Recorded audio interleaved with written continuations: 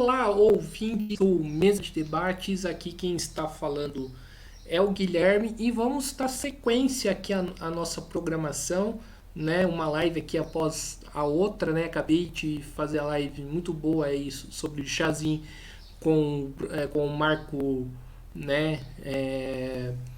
Estudioso aí de marxismo e tudo mais. E agora nós vamos aqui, né, dar continuidade à nossa programação, né, conversar aqui com o Glauber, né, do canal Filosofia Vermelha, debater aqui algumas questões nacionais, né, também debater aí também rumos da esquerda e tudo mais, né? Com o Glauco, que tem um canal aí bastante conhecido e que também descobri aí através dos amigos aí do Perdidos do Vale, que ele também gosta aí de música boa também. Então tudo bem, Glauber? Antes da gente começar, por favor, se apresente. Bom, olá. Em primeiro lugar, muito obrigado pelo convite, por estar participando aqui dessa live, ter a oportunidade de bater um bom papo, falar desses assuntos tão interessantes, né, que eu também curto muito. O meu nome é Glauber Ataíde, eu sou graduado em filosofia, tenho mestrado em filosofia, né, eu fiz toda a minha formação na Universidade Federal de Minas Gerais e eu moro aqui na cidade de Nuremberg, na Alemanha. Eu tenho o canal no YouTube chamado Filosofia Vermelha e tenho também um podcast que é ouvido principalmente no Spotify. Eu tenho esse trabalho aí de falar sobre filosofia, psicanálise e também política nas redes sociais, né? Um trabalho de um professor de filosofia popular, eu iria assim me definir, e tenho também os meus cursos de filosofia. Eu lancei há 2 anos atrás o meu primeiro curso de introdução geral à história da filosofia, um curso que vai dos pré-socráticos até Sartre, e eu lancei na semana passada o meu curso de introdução à filosofia de Karl Marx. Um curso bem interessante, fazendo um recorte nos aspectos especificamente filosóficos da filosofia de Marx. Então, esse aí é basicamente o meu trabalho, né, com filosofia nas redes sociais, os meus cursos.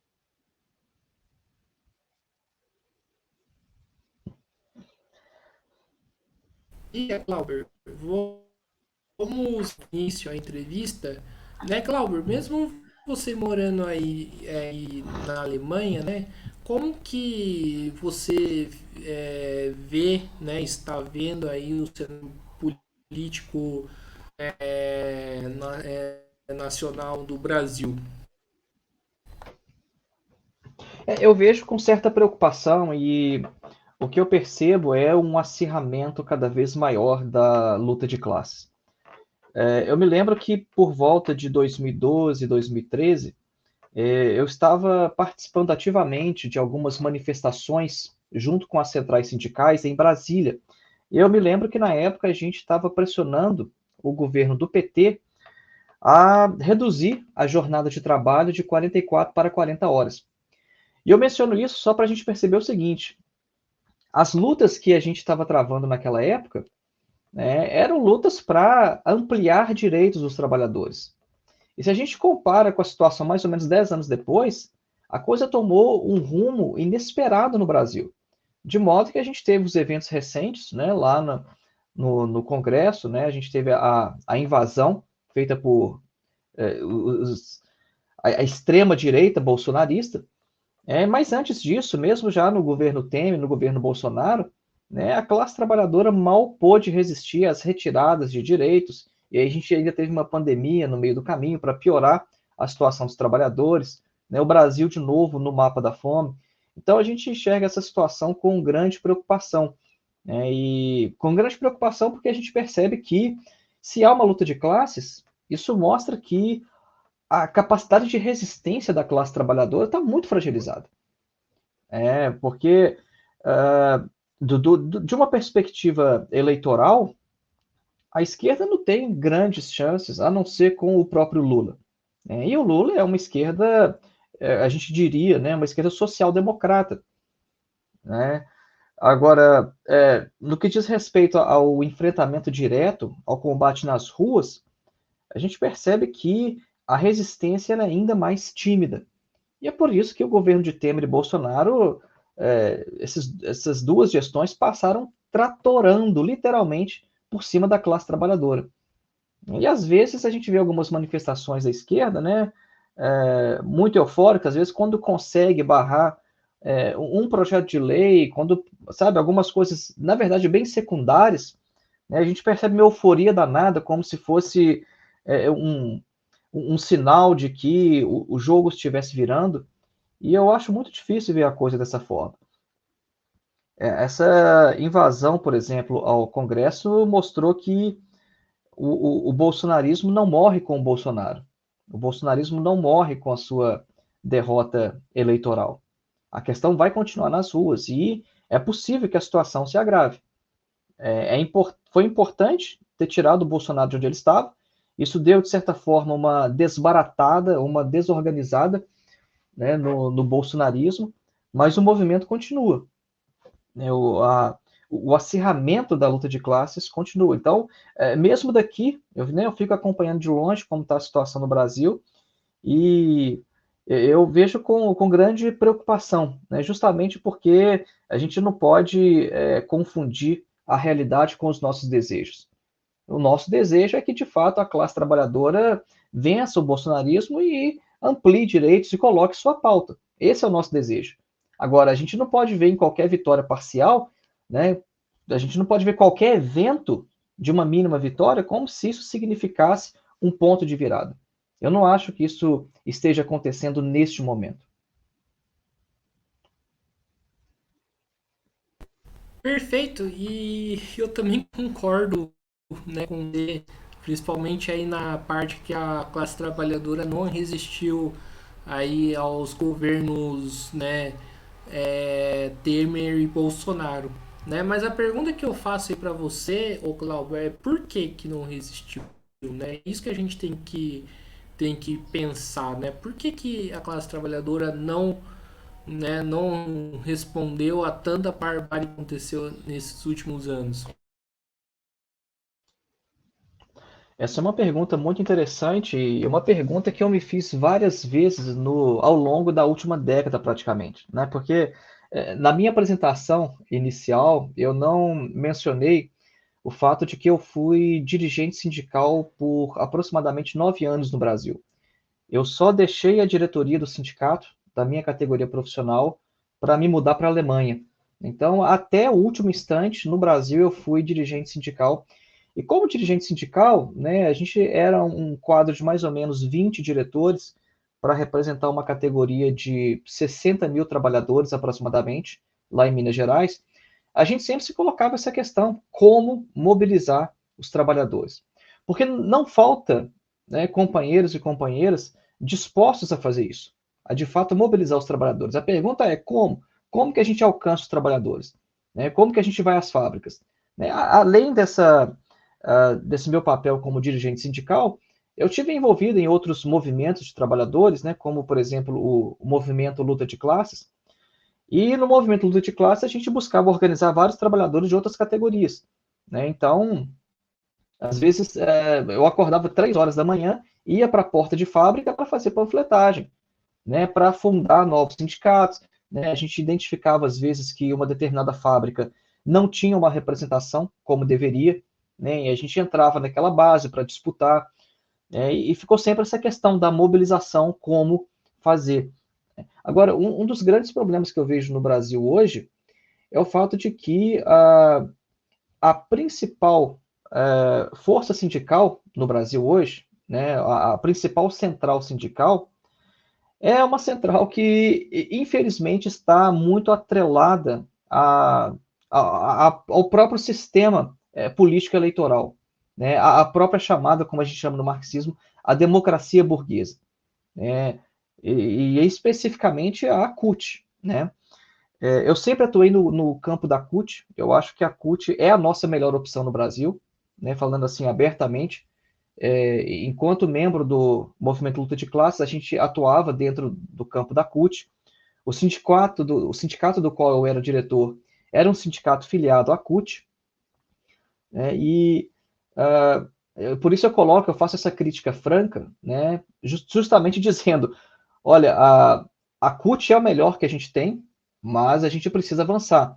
A CUT tem uma mega capacidade de mobilização. Agora, se a CUT também não colocar os trabalhadores nas ruas, se a CUT também ela não se mobilizar, né, se a CUT simplesmente se atrelar, né, ao jogo político, à governabilidade, por exemplo, do PT, a gente não vai conseguir colocar trabalhadores nas ruas e, de fato, fazer a resistência que a gente precisa fazer. Né? Então, eu vejo aí, talvez, de uma perspectiva de cima para baixo, seria isso, seria as direções das centrais sindicais. Né? As direções das grandes centrais são centrais que estão muito atreladas à governabilidade. Né? Durante o governo do PT, como eu afirmei, a gente participou de manifestações, como, por exemplo, essa que eu já citei, né, pela redução da jornada de trabalho de 44 para 40 horas, e foram mobilizações no governo do PT. Né? Então, eu, inclusive, reconheço que em um governo do PT é mais fácil você lutar por certas reivindicações. Né? Você consegue fazer isso sem, por exemplo, em qualquer manifestação, tomar bomba de gás lacrimogêneo ou tiro de bala de borracha. Né? Essa é uma das grandes vantagens de você ter um governo como o do PT. Só que as centrais precisam se mobilizar mais e discutir outras formas. Né? Se por um lado eu vejo nisso um dos problemas, ele não é o único. A gente precisa entender melhor como a classe trabalhadora está organizada hoje. Isso não é um trabalho fácil, eu não tenho resposta para isso. Né? Eu afirmo assim claramente, abertamente, né, como dirigente sindical, não é uma coisa que eu descobria, tentava fazer, você vai na tentativa e erro, você tenta chegar aos trabalhadores, mas às vezes tem muitas coisas também que dependem de contexto. Né? E nesse sentido, né, que, falando que a coisa depende de contexto, eu me lembro de um texto do Lenin, quando ele fala o seguinte, olha, é um texto chamado, se eu não me engano, é o texto que tem por título Sobre as Greves. Ele fala que em alguns momentos era muito difícil para os bolcheviques conseguir algumas assinaturas num abaixo assinado. E em outros momentos, você chegava, você gritava greve na porta de uma fábrica e já se formava uma multidão ao seu redor. Né? E isso depende muito da conjuntura também. É por isso que eu acho que hoje, né, com as coisas ficando mais claras, né, as pessoas sendo obrigadas a tomar posição, talvez seja uma situação que a classe trabalhadora esteja mais próxima de dar uma resposta. Né, porque a coisa se agudizou de tal maneira que hoje dificilmente você encontra aquela figura do isentão. Hoje o isentão é cada vez mais raro, porque as pessoas estão sendo obrigadas a se posicionar. Eu me lembro que, sei lá, mais ou menos 10 anos atrás, a gente às vezes fazia alguns panfletos para distribuir em porta de fábrica, e a gente colocava muito um poema do Bertolt Brecht, aquele poema dele falando, né, o analfabeto político, né, o analfabeto político ele não sabe que o preço do gás, da comida, das roupas depende de decisões políticas, né, porque a gente percebia vários trabalhadores totalmente indiferentes à questão política, né, e a gente pensava, poxa, como é que a gente tira esses trabalhadores da apatia para eles entenderem que a situação deles é política? Então, mais ou menos 10 anos atrás, a coisa estava assim, né? É uma grande apatia política. E hoje, a conjuntura está de tal maneira que todo mundo é obrigado a ter alguma posição, a tomar posição, a dar opinião sobre alguma coisa. Né? Agora, para nossa tristeza, vários trabalhadores, infelizmente, tomaram posição pelo bolsonarismo. Isso até talvez por uma questão relacionada, né, à influência da igreja evangélica, ao conservadorismo nos costumes, né, mas de alguma maneira eles acabaram tomando posição. E há um tempo atrás eles não tomavam posição nenhuma, né? E aí é um outro desafio, né? A gente conseguir inserção nessas massas. Perfeito. Ô Glauber, você pode me falar, você falou que era do movimento sindical, né? Você chegou a militar em alguma organização política, algum partido?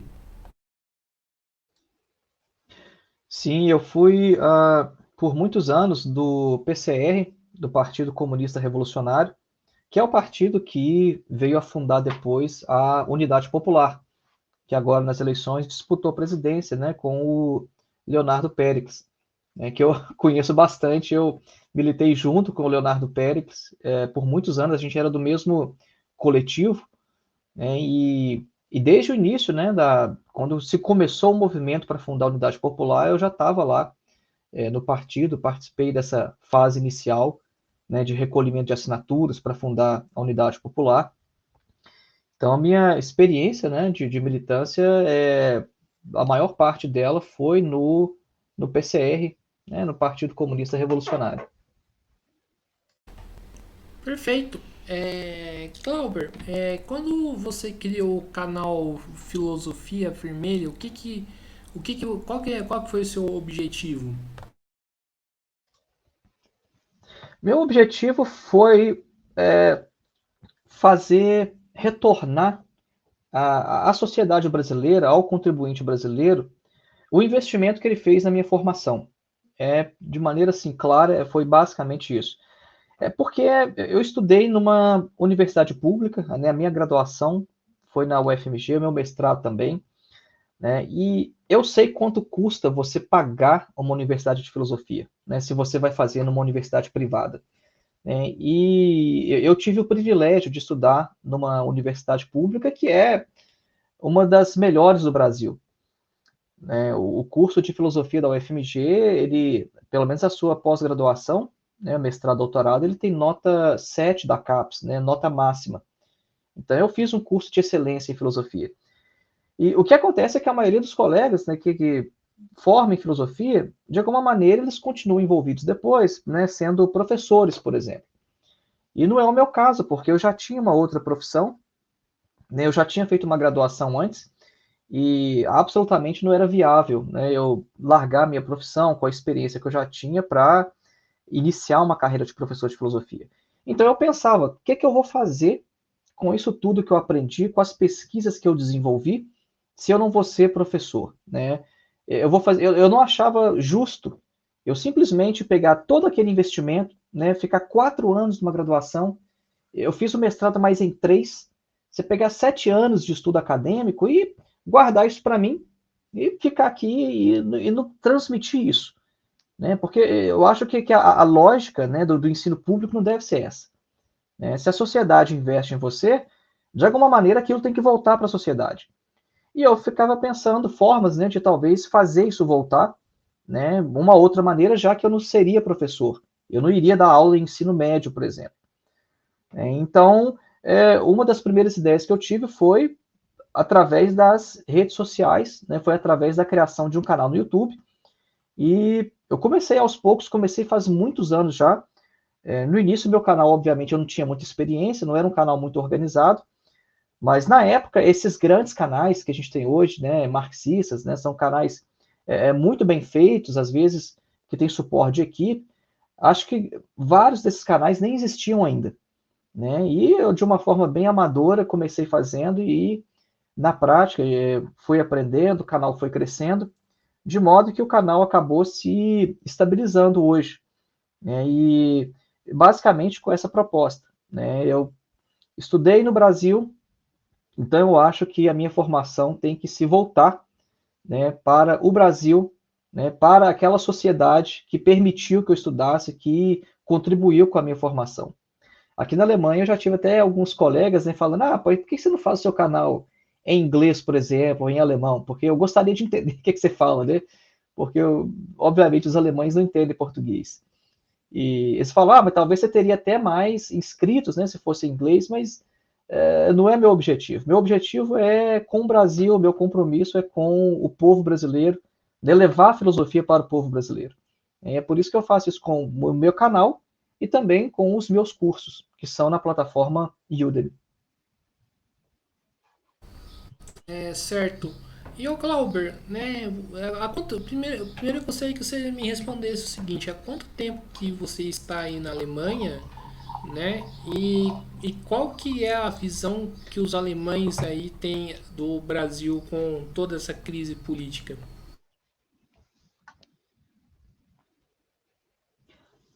Bom, agora está completando 4 anos que eu estou morando aqui. Eu vim para cá logo no início, né? Acho que na primeira semana do governo Bolsonaro eu me mudei para cá. Eu já tinha vindo para cá antes para fazer entrevista, né, para preparar as coisas, né? E logo no início, ainda bem, eu não vivi, né, o governo Bolsonaro no Brasil e nem visitei. Tem 4 anos que eu não vou ao Brasil. E sobre a visão dos alemães sobre o Brasil. O Brasil é visto como um país muito simpático. O pessoal tem muita simpatia porque o Brasil não é aquele país que não é um país que tem conflito com ninguém. O Brasil é visto como um país pacífico, como um país de belas praias, né, de um povo muito alegre, sorridente, um povo que tem problemas, né, mas que é um povo muito aberto, né, que é um povo que é feliz apesar de todas as suas dificuldades. Então, o Brasil ele é visto basicamente assim. Né, e o pessoal associa muito obviamente, com o samba, o carnaval, as praias, o céu azul. E é uma coisa que eu vim dar muito valor morando aqui, porque o céu aqui é cinza a maior parte do ano, né? Então, quando a gente mora no Brasil, a gente nunca percebe isso, porque é tão natural, né, ter o céu azul a maior parte do ano, né? Mas aqui isso faz uma baita diferença, né? E o pessoal repara isso muito no Brasil, né? O pessoal gosta disso. As pessoas sentem falta, né, de céu azul, de bom clima, de boa temperatura, de boa comida. Né, uma coisa que eu também percebi, como que a culinária brasileira é riquíssima, como a nossa comida é boa, né, e na questão política, né, o pessoal aqui vibrou muito com o retorno do Lula, né, porque sabe que o Lula representa bem o que é o brasileiro, né, aquela origem humilde, sabe conversar, né, é um indivíduo que sempre tenta, né, fazer a mediação política, né, e o pessoal no Brasil, fora do Brasil, aqui na Europa, eles veem o brasileiro assim, né, a imagem que o Brasil tem, acho que o Lula representa bem a imagem desse brasileiro pacífico que tenta fazer as mediações. E em relação ao governo Bolsonaro, sempre é muito claro, né, quem está fazendo o que no Brasil, como por exemplo nessa invasão ao Congresso, ao Senado. Né? Nessa invasão, por exemplo, eu fiquei sabendo sobre a invasão primeiro pela imprensa alemã. Eu estava na internet, eu fui abrir meu e-mail, né, através de um portal aqui, e no portal, primeira notícia, assim, primeira manchete no portal alemão, estava que os apoiadores de Bolsonaro invadiram o Congresso. Então o pessoal deixa muito claramente assim, sabem que quem está fazendo isso agora no Brasil são os apoiadores do Bolsonaro, apoiadores de extrema direita, que seguem esse modelo do conservadorismo radicalizado, como a gente teve com o Donald Trump, por exemplo. Então é isso que eu acho legal também, eles sempre têm isso muito claro, né? O que é o Brasil, né? Existe um Brasil e existem os bolsonaristas de outro lado. Legal, legal. Conta mais, já que você tocou aí no assunto aí da invasão do Congresso, né? Como que isso repercutiu, né, na Alemanha? Entra aí mais nos detalhes. Isso pegou muito mal e de imediato foi associado à invasão do Capitólio nos Estados Unidos, né, que foi há 2 anos atrás. Né? Então, teve uma repercussão muito grande e muito negativa, né? Mas, de certo modo, eu não acho que isso tenha arranhado a imagem do Brasil enquanto tal, porque a imprensa toda noticiou isso claramente como um ato dos apoiadores de Jair Bolsonaro. Porque a extrema-direita é muito conhecida aqui na Alemanha também, aqui na Europa de forma geral. Faz isso foi em novembro ou dezembro, né? Faz alguns poucos meses, vocês devem ter acompanhado que foi desbaratada toda uma organização que estava preparando um golpe aqui na Alemanha. Então, a legislação alemã, por exemplo, é muito específica quanto ao terrorismo de direita. Eles nem mencionam terrorismo de esquerda, é terrorismo de direita. Isso é muito claro aqui. Isso é muito claro que a principal ameaça à democracia vem da direita.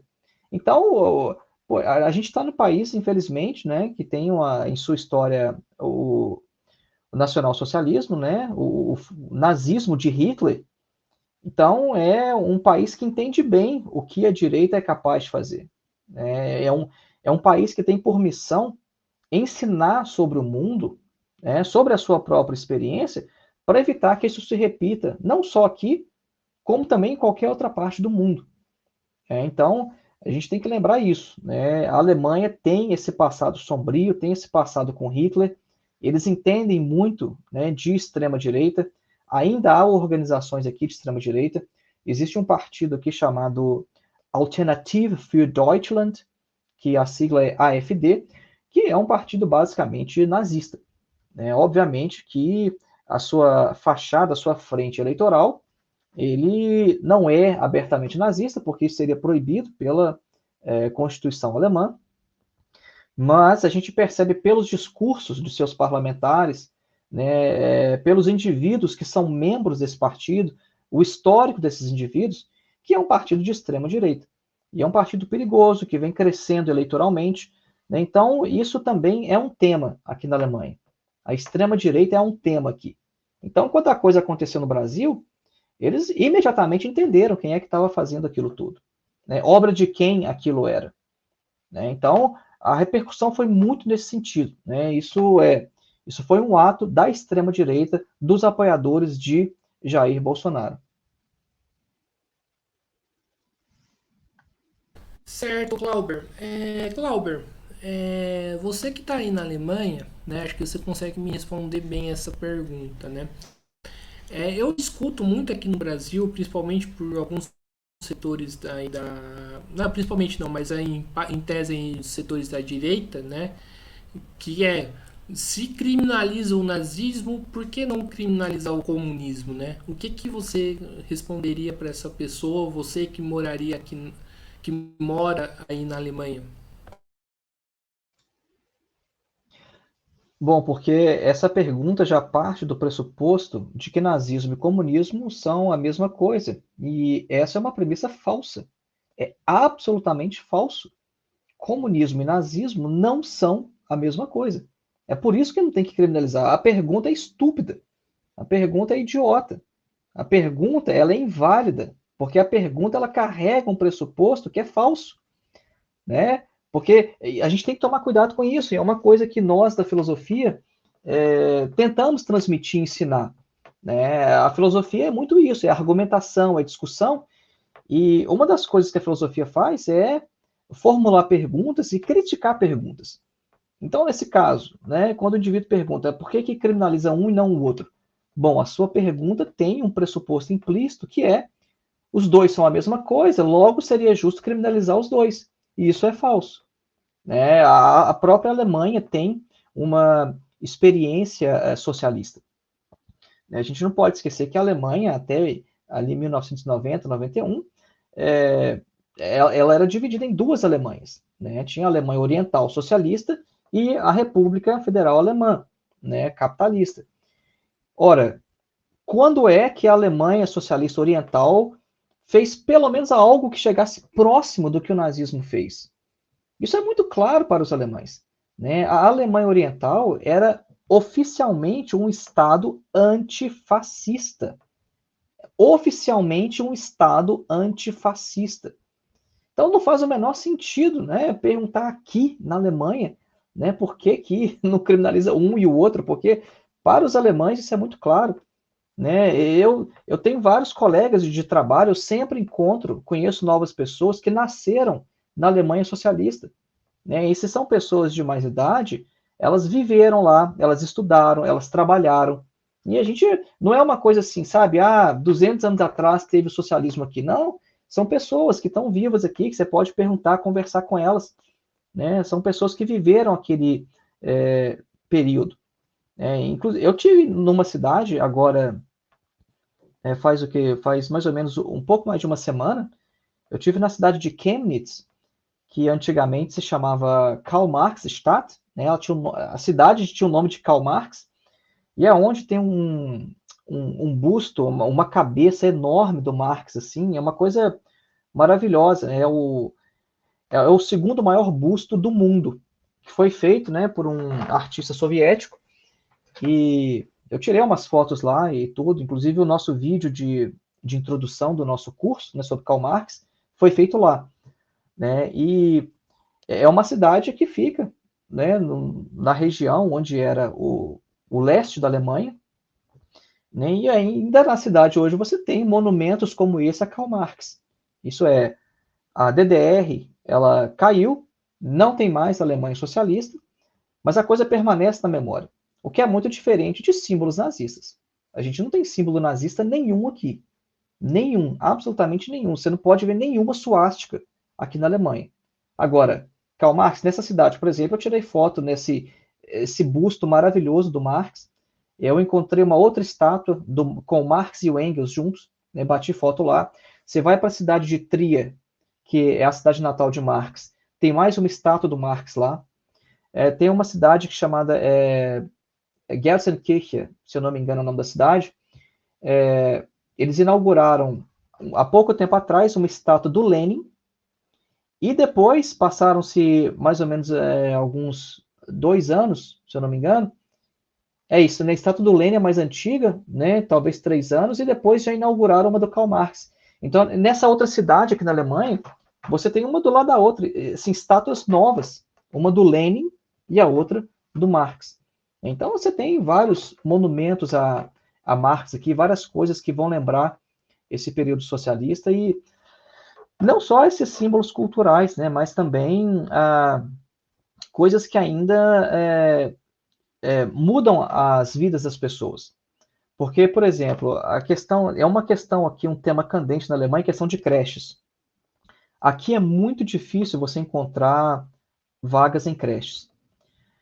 Só que se você olhar no mapa da Alemanha, a região da Alemanha que mais tem creches é o leste, é onde era socialista.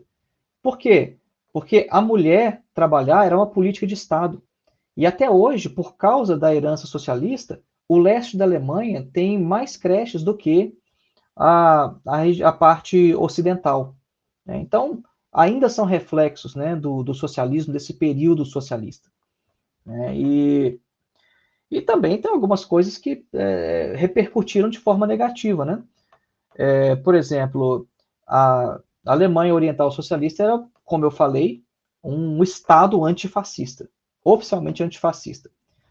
Depois que a Alemanha Oriental Socialista caiu, o leste europeu virou um ninho de fascistas. Já tinha um tempo que eu queria visitar essa cidade de Chemnitz, que eu fui há pouco mais de uma semana atrás. Já tinha um tempo que eu queria ir lá, mas eu estava hesitando, né, porque eu sabia que lá tinha muitos militantes de extrema-direita. Tá? Tem literalmente nazista nessa cidade. É uma cidade que antes era socialista. Né? E essa é a região da Alemanha, infelizmente, onde mais proliferam grupos de extrema-direita. Né? Então, ou seja, a DDR cumpriu um papel muito importante contra a extrema-direita, contra o fascismo. Né? E agora que não tem mais DDR, não tem essa política, começaram a aflorar diversos grupos e movimentos de extrema-direita justamente lá, na região que antes era socialista. Então, é mais ou menos nesse sentido, né? Pelo menos aqui na Alemanha é muito claro que assim, você está muito longe de fazer uma comparação estúpida dessa de que comunismo e nazismo é a mesma coisa. As pessoas aqui viveram esse período, elas sabem muito bem. Né? A Alemanha Oriental Socialista não tem nada, né, nos textos de Karl Marx que vai falar que você deve perseguir alguém, que você deve matar, que você deve eliminar alguém, né, por ser judeu, por ser cigano, por ser qualquer outra coisa. Não tem nada disso nos textos de Marx, de Engels, de Lenin, de Stalin. Né? Não tem absolutamente nada disso. Né? Na própria prática da DDR, você não vê nada, você vê muito pelo contrário. Você vê uma perseguição incansável aos nazistas e aos fascistas. Então, isso é uma coisa assim, é completamente descabido falar em criminalizar comunismo. Esse assunto aqui na Alemanha não é, isso não é um tema a ser discutido. Isso é simplesmente absurdo. Perfeito. Então, vamos voltar aqui no Brasil, né? E falar um pouco, né, da esquerda, né? É, nesse último período, né, que se passou, né, inclusive, se você quiser falar aí um pouco mais das eleições, o resultado, né, das eleições aí para o campo, né, da esquerda, né, digo aí PSTU, PCB e Unidade Popular, né, como que você vê aí a atuação, né, desses grupos de esquerda e da esquerda, né, brasileira como um todo?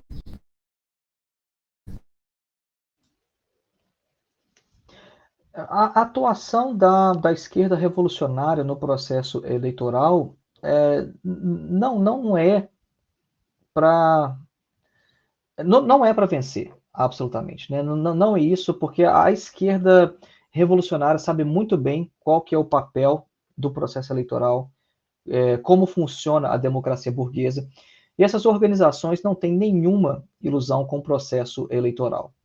Né?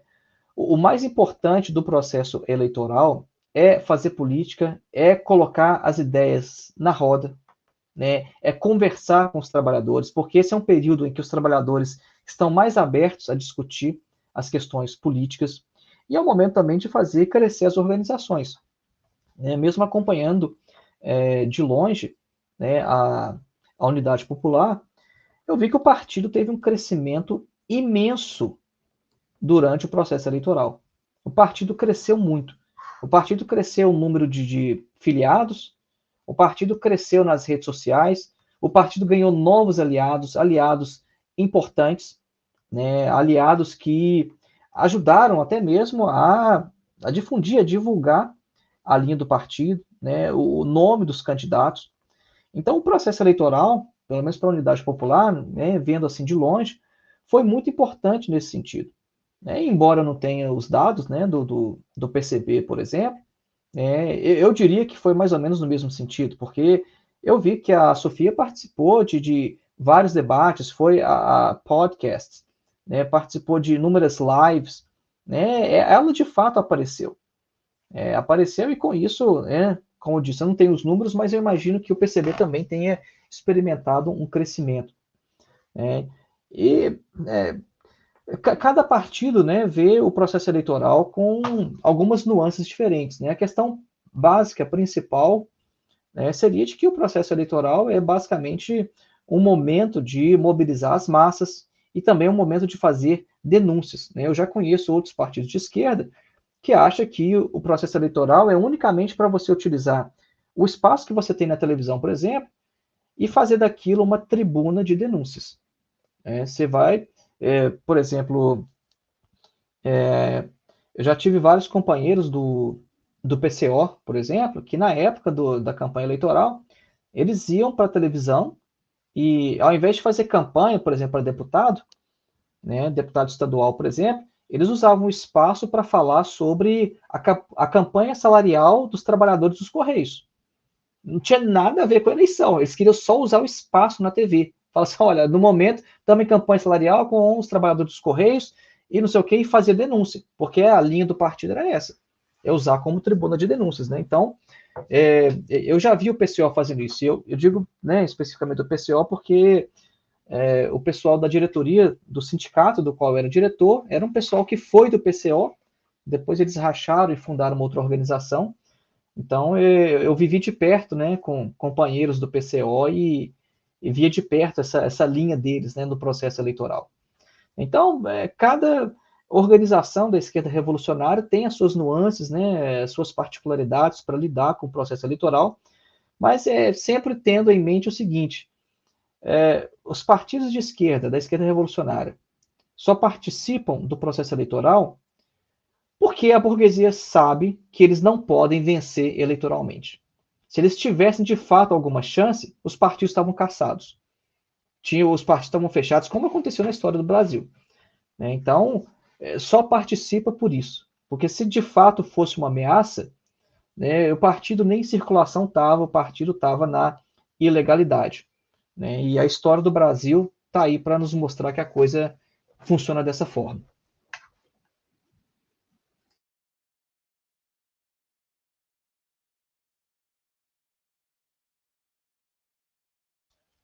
Eu não estou te ouvindo.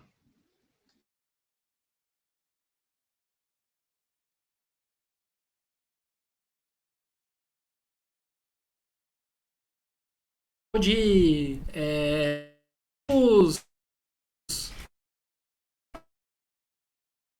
né, continuar aqui a nossa entrevista, chova, né, nesse finalzinho aqui do nosso papo, né, e falar um pouco, né, já que nós falamos aí da esquerda brasileira, falar um pouco aí da esquerda alemã, né, como que você vê, primeiramente, a esquerda alemã e quais semelhanças e diferenças que tem com a esquerda brasileira?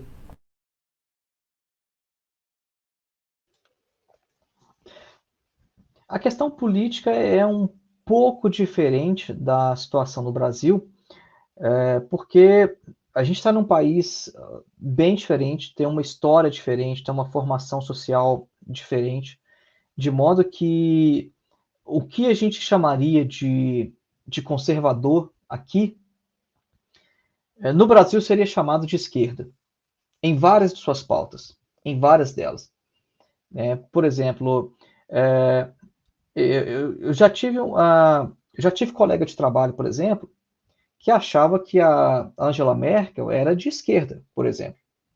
E, infelizmente, esse colega de trabalho era um cara de extrema-direita, tinha algumas posições até mesmo racistas, e ele era dessa bolha, dessa extrema-direita aí, que é despolitizada e acha que as políticas sociais do partido da Merkel eram alguma coisa de esquerda, e não é.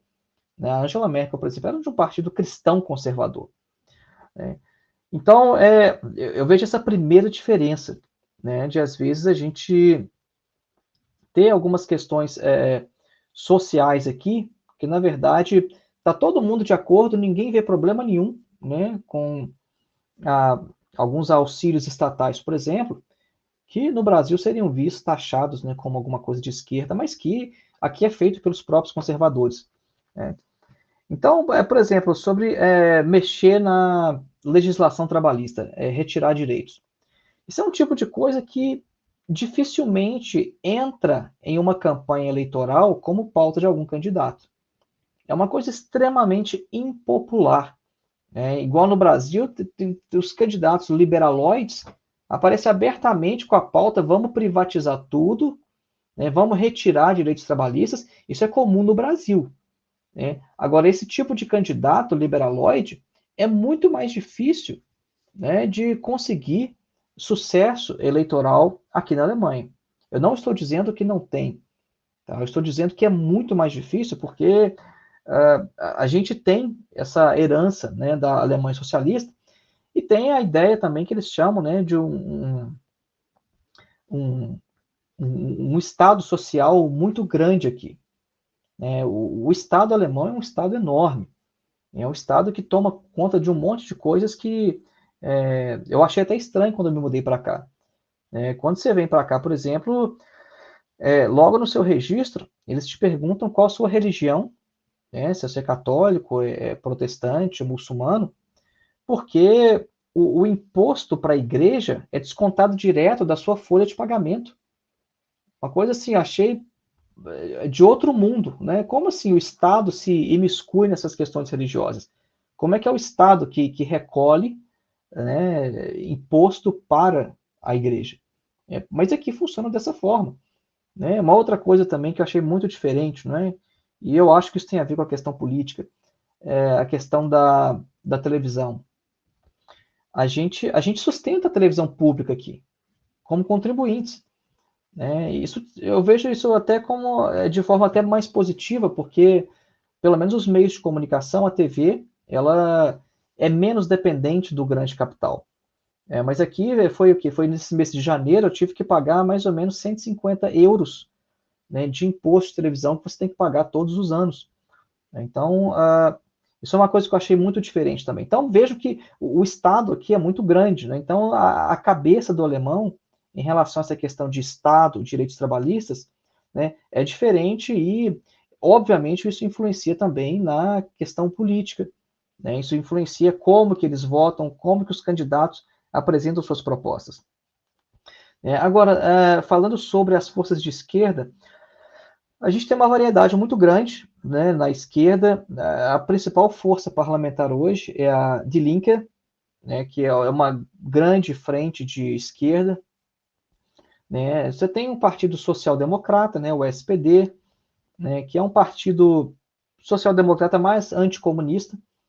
Né? Além do Die Linke, você tem algumas outras organizações também, tem vários grupos de reconstrução de partidos comunistas. Né? Uma coisa que eu percebo que é diferente aqui também, o trotskismo é bem menor. Né? Você tem algumas organizações trotskistas, mas é uma coisa bem mais recuada, é bem menor, é bem mais residual do que no Brasil, que você tem organizações trotskistas maiores.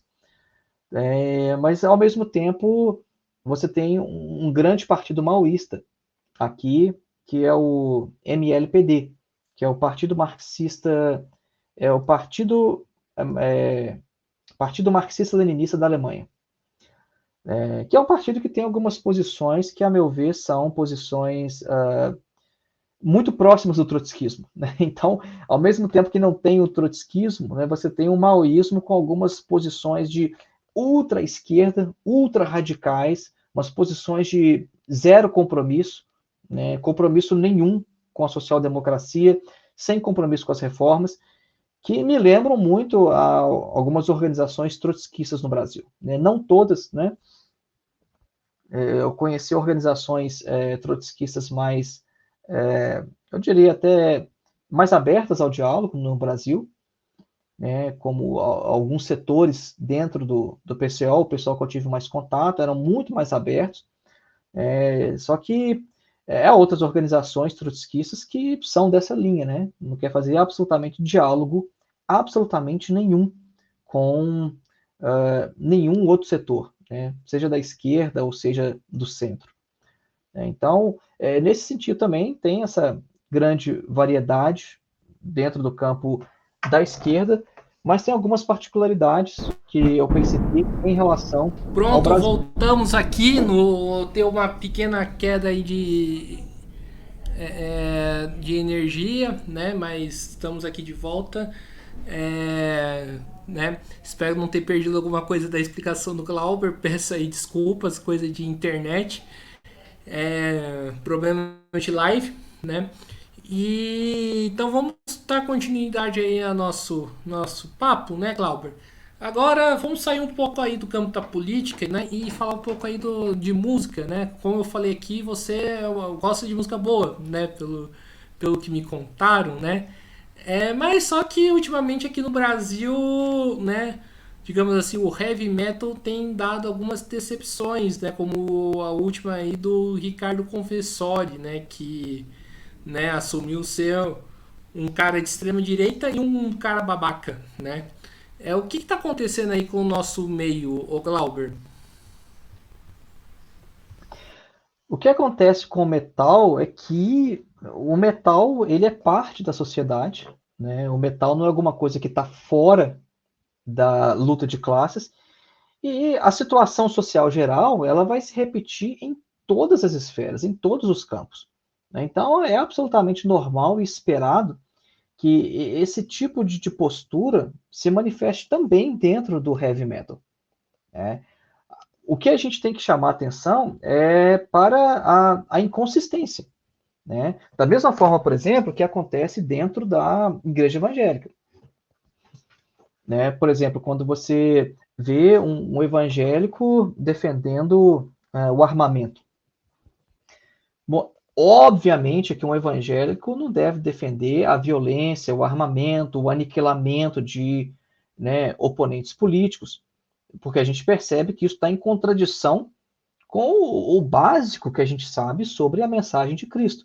É óbvio, só que essa situação social geral, ela aparece também dentro da igreja, embora seja uma grande contradição, é inconsistente. Você afirmar os princípios do cristianismo e ter uma política de morte. A mesma coisa com o heavy metal. Né? O heavy metal é parte da sociedade, então esse conflito de luta de classes, ele se manifesta também dentro do heavy metal. A questão é inconsistente. É inconsistente por a gente saber tudo aquilo que o heavy metal representa. O heavy metal, ele é contra principalmente, né, o capitalismo, né? A gente pode, de certa forma, assim dizer, porque quando a gente pega a própria história do Black Sabbath, né, obviamente que as letras não são letras abertamente anticapitalistas, não são letras politizadas, mas a gente percebe que o heavy metal ele sempre foi um movimento de contracultura, né? E é por isso que não seria muito exagerado, né, afirmar um certo caráter anticapitalista no heavy metal, porque isso seria uma decorrência, né, da postura contracultural do heavy metal, desde as suas origens.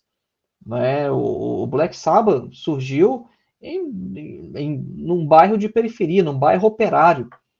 Né? Então, desde as suas origens, o heavy metal é isso. E aí, se você pega não só a origem, mas como o próprio gênero se desenvolveu, quais são as temáticas sobre o que o heavy metal fala, a gente vai perceber que o heavy metal sempre se posicionou contra o conservadorismo, sempre se posicionou contra a opressão. O heavy metal é isso. Então, por isso que não faz o menor sentido o cara se dizer, né, um headbanger, o cara querer ter banda, né, de heavy metal, e ao mesmo tempo o cara adotar uma política de morte, uma política conservadora, uma política que está muito mais de acordo com, às vezes, com um certo conservadorismo religioso nos costumes, né, e muito distante do que de fato o heavy metal representa. Então, resumindo especificamente, né, a minha resposta ao principal da sua pergunta, é isso. Isso se manifesta no heavy metal porque o heavy metal está no meio da sociedade e tudo que acontece na sociedade vai se refletir no heavy metal. É inconsistente? É inconsistente. E é por isso que tem que apontar o dedo na cara e falar: você é inconsistente, você é incoerente. Né?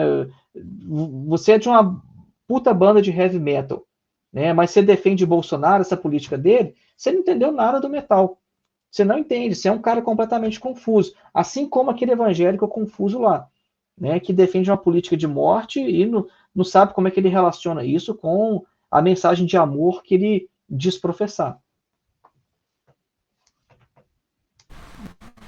Fazendo uma brincadeira aqui, digamos que é difícil ser headbanger e, por exemplo, gostar de bandas como Merciful Fate. Olha, eu para falar a verdade, são raras as vezes que eu procuro saber sobre a posição política de algumas bandas. Algumas bandas que são abertamente de direita, fascistas, né, eu não me sinto bem ouvindo e não escuto mesmo.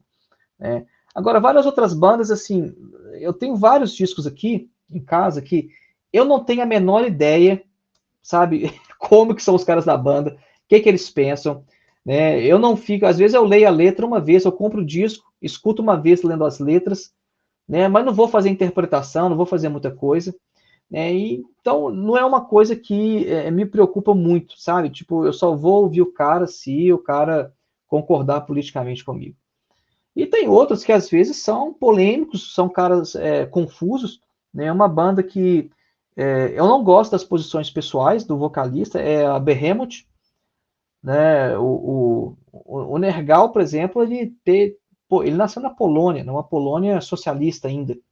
Né? O pai do Nergal, vocalista do Behemoth, ele era do Partido Comunista. E o cara tem um monte de declarações infelizes, o cara é anti-antifa, é coisa que eu acho assim, super inconsistente, uma coisa muito babaca por parte do Nergal.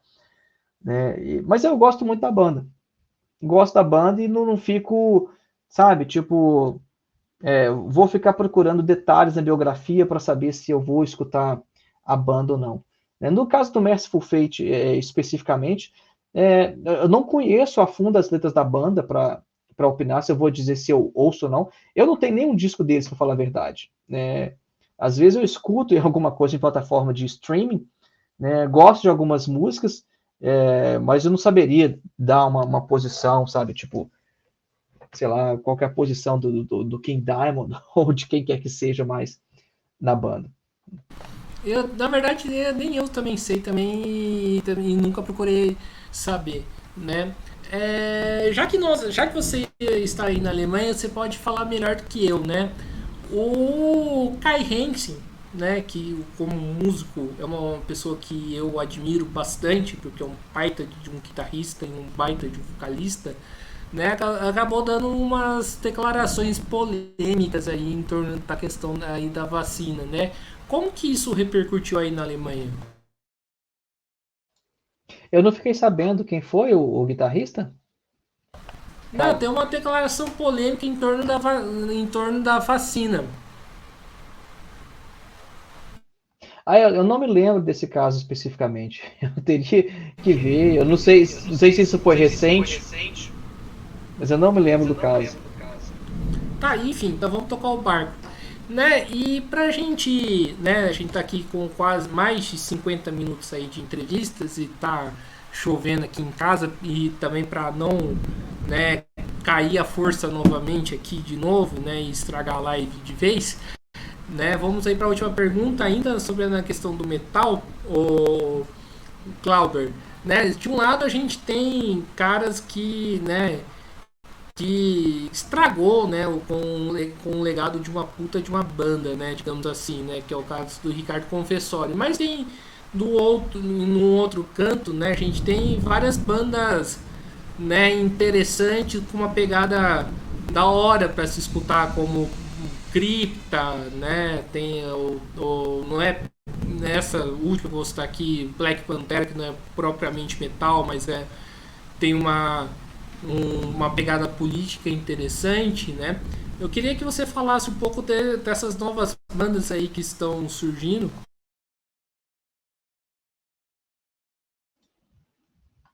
Eu acho que isso tem a ver também com o nosso próprio momento político. É um momento em que as bandas precisam se posicionar. Há 10 anos atrás, ninguém era obrigado a falar nada sobre política. E agora o próprio público exige isso. Né? O próprio público quer saber, né, o que as bandas pensam, o que os integrantes pensam. E eu acho que esse momento está fazendo com que todo mundo tome posição. Isso é uma coisa que a gente falou hoje na live, né? Naquele momento que eu falei sobre há 10 anos atrás, né? Você está numa fábrica e aí você tinha que falar sobre o analfabetismo político, né?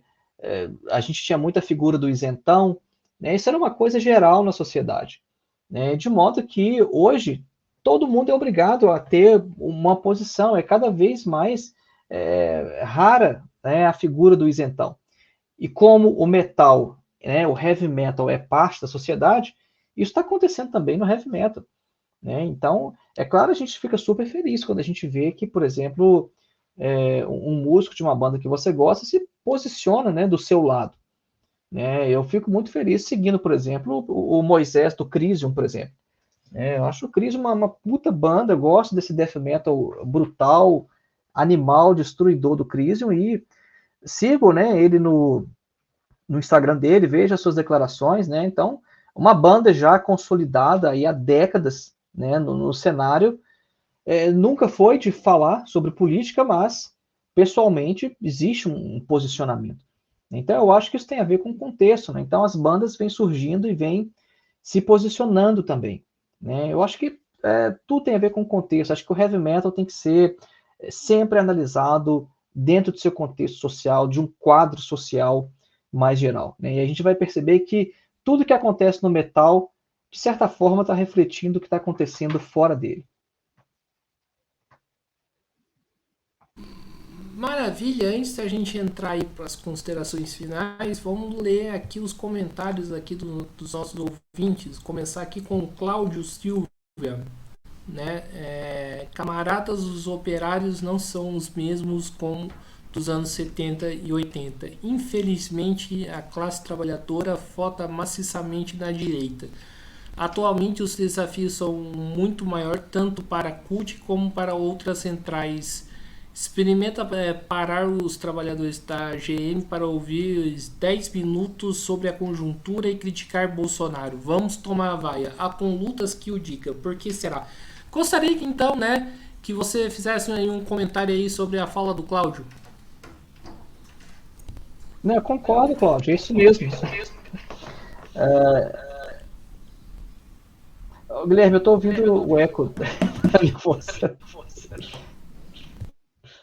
Aí, valeu. De fato, houve uma mudança na classe trabalhadora, no perfil da classe trabalhadora, e principalmente nessa chamada aristocracia operária. É, eu li um livro do professor Sérgio Lessa, o livro se chama Cadê o Operário?, no qual ele tenta fazer um raio-x, né, da classe trabalhadora brasileira e descobrir cadê aquele proletariado fabril. Né? E nesse livro do Sérgio Lessa, ele mostra que o operário de fábrica mais precarizado, ele não está mais hoje nos grandes centros industriais. Né? Essas fábricas se interiorizaram e a gente tem um monte de fábricas isoladas em rincões cada vez mais escondidos do Brasil, e lá é que estão esses trabalhadores que talvez na década de 70 e 80 eram os trabalhadores de fábrica que de fato votavam na esquerda, que de fato faziam greve, que de fato paravam as máquinas. Então, eu acho esse estudo do Sérgio Lessa bem interessante, né, esse livro Cadê o Operário?, para mostrar justamente isso, que o que a gente tem hoje nesses grandes centros, como uma fábrica da GM, é a chamada aristocracia operária. E é um pessoal que, de fato, vai votar no Bolsonaro, vai votar na direita, né? É difícil mobilizar esse pessoal. Embora a questão seja também um pouco diferente aqui na Alemanha, porque aqui, de fato, a gente também tem uma aristocracia operária, né?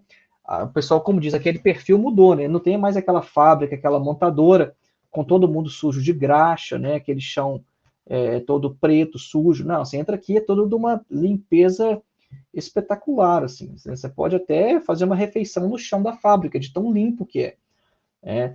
Mas aqui na Alemanha a gente ainda vê manifestações, vê os operários de fábrica, né, fazer sinal de greve, né, em alemão chama de Warnstreik, né, que eles fazem uma paralisação de um dia, né, um aviso de greve, acho que é o nome do Brasil, né, até mesmo na minha própria categoria profissional, que não é uma categoria, né, operária raiz, né, seria mais próxima de uma aristocracia operária, o pessoal tem uma outra relação com o sindicato. E eu digo isso pelo fato de, né, como eu já disse aqui na live, de ter sido dirigente sindical até no último instante que eu saí do Brasil, vim para cá, né, eu tenho essa experiência de organizar a categoria, que, assim, a minha categoria no Brasil é chata para organizar, muito chata, não sei como é que está hoje, né, com esse acirramento da luta de classes, mas era muito chata de organizar, né, era um pessoal que era muito repelia o sindicato, por assim dizer, né, era difícil você encontrar inserção, e aqui, a mesma categoria profissional aqui na Alemanha tem uma outra forma de relacionar com o sindicato. Você pergunta os colegas, né? E aí, como é que é o sindicato? Como é que é a campanha salarial? Né, o pessoal vê o sindicato de uma forma bem diferente. É uma coisa da cultura também, sabe? Eu percebi isso. É uma coisa assim, para eles o sindicato é uma organização importante, né? Eles não vê com o sindicato como, sabe, aquela organização que só quer tirar dinheiro da gente. No Brasil, o pessoal falava isso. O sindicato só quer o seu dinheiro. Aí o pessoal não queria se filiar, o pessoal não queria dar, às vezes, a contribuição, né? Que às vezes tinha uma contribuição obrigatória ao sindicato, né? No mês da campanha salarial. O pessoal queria dar nem isso. Eles ganhavam aumento de salário e não queria contribuir com nenhum centavo. Né? Mesmo ganhando aumento, mesmo tendo um aumento sem participar de nada. Né? Então, é uma questão assim, acho que isso tem a ver com o Brasil, tem a ver com o recorte de classe, né, de ser uma aristocracia operária, né, e tem até a ver com a própria história, né, do, do movimento de trabalhadores. Será que o Guilherme caiu de novo? Caiu. Voltou? Pronto, voltamos aqui então. Então acho que é isso aí, pessoal, né? Para não dar mais nenhum problema aí, mais nenhuma queda, estamos aqui encerrando aqui mais uma live do Mesa de Debates. Quero aqui agradecer a participação do Glauber, né? Mandar aqui um salve primeiramente pro Alan Cunha, né? Do canal Perdidos aí do Vale, né? Nossos amigos aqui do Perdidos do Vale, né? Recomendo aí que assistam, né, ou que se inscrevam no canal deles, né? Inclusive o Glauber já participou de uma live com eles, eu também.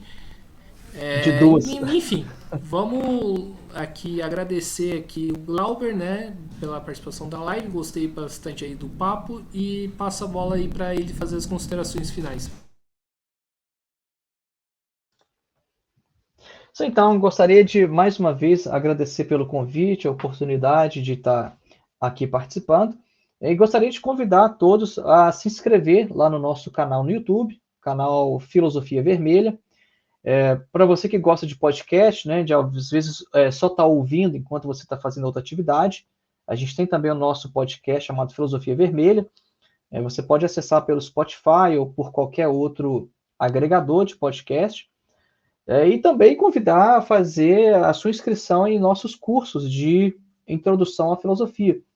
Como eu mencionei, a gente tem um curso de introdução à filosofia que cobre desde os gregos antigos até Jean-Paul Sartre, no século XX, cobre toda a história da filosofia.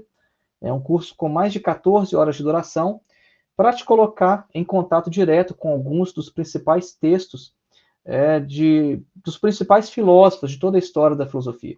Então, para mais informações, você pode encontrar o link em meu site. Meu site é www.filosofiaepsicanalise.org. Então, lá nesse endereço você encontra o link para os nossos cursos. E também o meu curso mais novo, que é A Filosofia de Karl Marx, uma introdução. É um curso que eu fiquei mais ou menos 1 ano trabalhando nele. É um curso que eu estou trazendo muita coisa legal, interessante, com um recorte que é especificamente filosófico na obra de Marx. E que é um recorte mais raro de você encontrar. Porque introdução ao marxismo, a gente até encontra com mais facilidade. Agora, esse recorte que eu fiz, abordando o que é especificamente filosófico em Marx, é um recorte mais diferente e que eu acho que vai te apresentar a obra de Marx numa nova perspectiva, numa perspectiva diferente, que vai enriquecer a sua compreensão desse pensador alemão que é fundamental para a gente entender o nosso mundo hoje. Então, no mais é isso. Mais uma vez agradeço. Um grande abraço a todos e todas. Então é isso aí. Muito obrigado a todos. Muito obrigado aí ao Glauber, né? Lembrando aqui sempre aí de se inscrever no nosso podcast Mesa de Debates de Tudo Um Pouco. Acompanhe o nosso trabalho. Curta, compartilhe, comente esta e outra live. Também não se esqueça de se inscrever no canal do Glauber. Também, né, curta a nossa página do Facebook, podcast Mesa de Debates de Tudo Um Pouco. E também siga a gente no Instagram. E além disso, lembrando aqui do nosso Pix 385-007-02800, né? Para fazer qualquer doação aí para o Mesa de Debates, continuar fazendo aqui suas atividades. Então é isso aí, pessoal, né?